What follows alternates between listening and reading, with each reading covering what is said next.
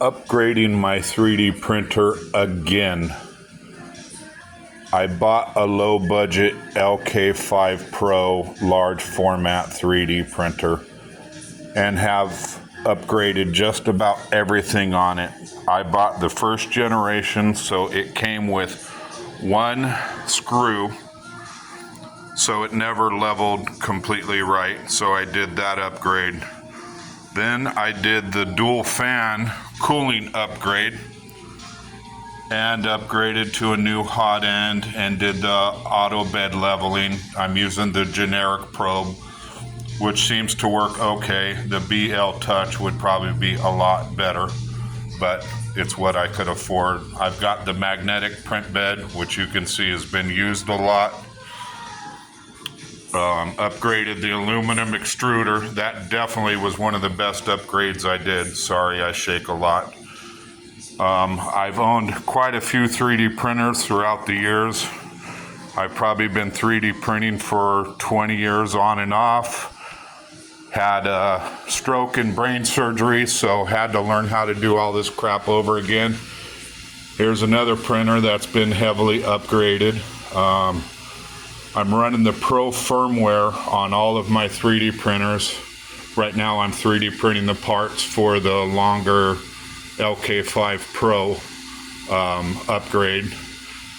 I'm going with a different motherboard. Here's another printer. It just finished printing the motherboard bracket. This one's been heavily upgraded also.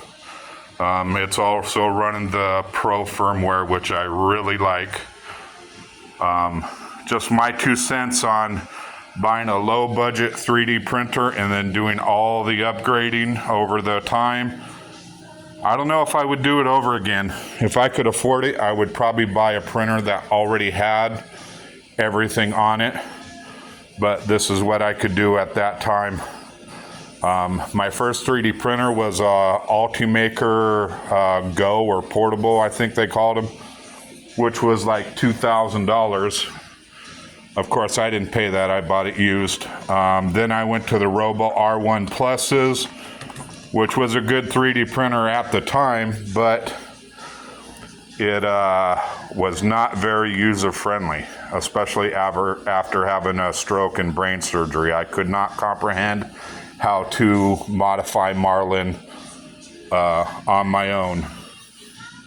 So these other printers with the newer firmware were definitely easier to use. But like I said, just my thoughts. If you've got the money, then definitely buy a printer that doesn't need all the upgrades. If you can't, then you're going to suffer through the years and years of upgrade and modifying, 3D printing your own parts to upgrade your 3D printers instead of using them to hopefully make you some money. Even this printer, I downloaded everything on Thingiverse. It didn't fit the longer quite right because it seems like nobody does a lot of mods on their longers, but this is it. I'll post a video of me tuning it and everything after I get the motherboard installed.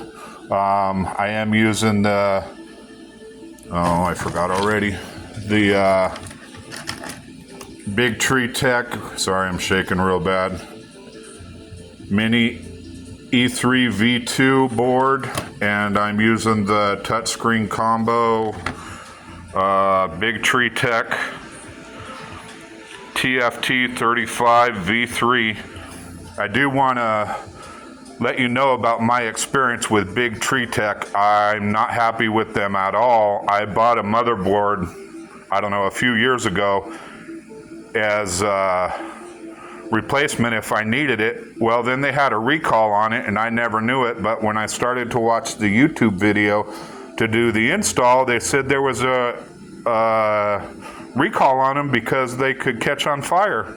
But when I contacted Big Tree Tech, they told me, oh, sorry, your board's out of warranty, so there's nothing we can do.